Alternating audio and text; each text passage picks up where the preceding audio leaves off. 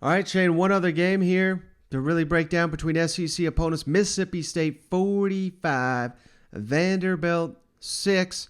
And, man, the Bulldogs dominated this one so much so, Shane, they were throwing deep in the game. They had the backup quarterback in. He was launching it deep, scoring touchdowns. I was sweating bullets. The over-under, that was my favorite thing of the week, 51.5. 51 scored in this one, so I was sweating it to the very end. But, my goodness, Shane, Vanderbilt, 9 yards rushing. That's kind of the story of the game. They just could get nothing on the ground, whereas I know it's Vanderbilt, but Will Rogers, Mississippi State, 524 yards of total offense, including 386 from Rogers, 4 touchdowns. He did have the 2 interceptions, but again, I mean, almost like Auburn, I just don't know week in and week out what the Mississippi State offense, what we're going to get. They showed up this week, and the way their defense was playing, I mean, this was a blowout. I mean, this was over by the second quarter.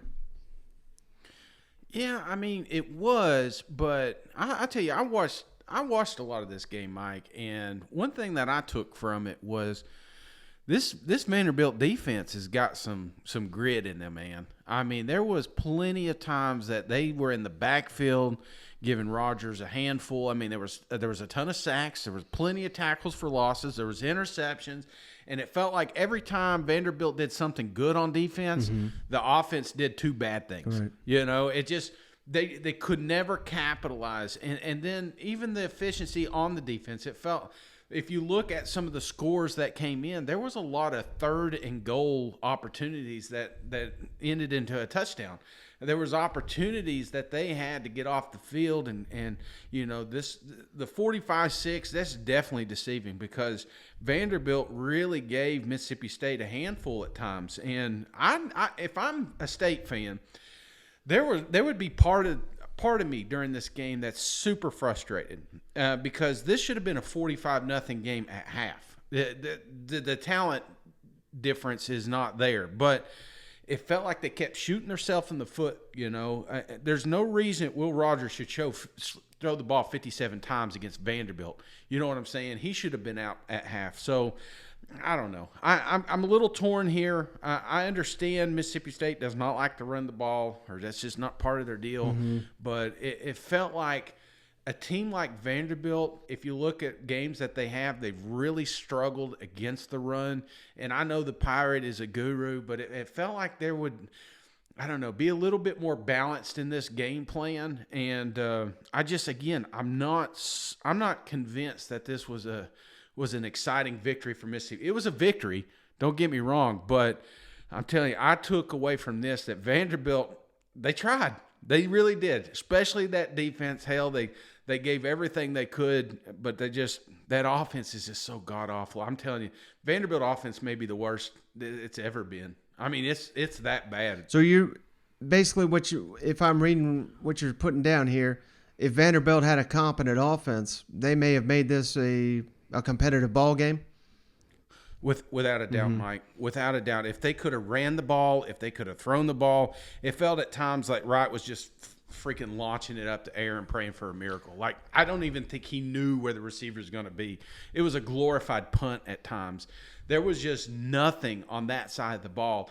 And when you do that, when you go 3 and out, then your defense is right back on the field, and you're going against Mississippi State that loves to just keep coming at you. You know what I'm saying? And I think that's that's why it just blew up there at the end, because that defense was on the field the entire time. So, yeah, I think if Vanderbilt had just if they could have Jay Cutler in his prime, you know what I'm saying? This may have been a ball game. Yeah, Vanderbilt had only one drive on offense, Shane, that was over 5 plays. One drive, and it was a 7-play drive. So, yeah, I see what you're saying. You know, remember that. A very impressive stat for Vanderbilt's defense that I read on the show heading into the week, but they had 3 consecutive games of 2 or more interceptions. They got 2 more in this one, so that's 4 consecutive. But after the first one, Mike Wright, just like you said, turned around and launched it literally the next play, 1-play interception drive. But you just can't have that. I mean, Vanderbilt has basically got to – they can't beat themselves. They've got to – they have got to keep themselves in the game, play mistake-free football, hope the opponent makes the mistakes, and capitalize like the defense has, but the offense just is just turning it right back over.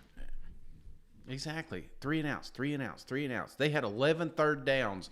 Only one was resulted in a first down. Jeez. 11, Mike. I mean, I would be pissed off. I would make my offense. Was this a home game? It was a Vanderbilt home game. Well, yes, sir. I'd make them use the other locker room. You know what I'm saying? I'd say, no, you keep your ass out there. The defense is going to take the shower first because we're the only ones that worked. Coach, what did you think of Will's performance tonight? Obviously a couple picks, but he had some good plays, 4 touchdown passes tonight. I thought he good overall. Obviously, some sloppy play in the mix there. Some pretty sloppy stuff. What he did best was maintained his composure, was ready to play, the next series. And then I think that rubbed off on our offensive unit and maybe even our team to a degree. Coach, defensively, you guys are outstanding other than the one big play you gave up. How would you kind of assess the defensive performance tonight as kind of based on a field view? I thought it was good. I thought it was good other than that one explosive, and Coach Arnett could probably help you more. I did think after a while we affected their quarterback, which I think definitely hampered their effort a little bit, and so I thought our defensive front did some good things there, and I thought they played pretty well, Yeah, I can go again. Coach, going on the road in this league is always difficult to play, but you guys have actually been a pretty good road team this year. Why do you feel like that your guys maybe lock in, when they get a chance to get on the road? I don't know if we do or not. I think that duplicating our routine, we try to make the routine at home the same as it is on the road, and try to duplicate all the periods depending what time the game starts and when we get to the hotel on Friday. So we try to just kind of pattern that with some consistency. Hi, Clark. What's the level of disappointment considering kind of the regression from last week where you guys, played a competitive game? Yeah, we're disappointed. And obviously we all work hard. The kids work hard. And we work hard to attain results. And when you fall short, it hurts. It hurt last week. It hurts this week, And I think anytime that you're building something, anytime that you're young into that, you're going to go through the throws, the highs and the lows.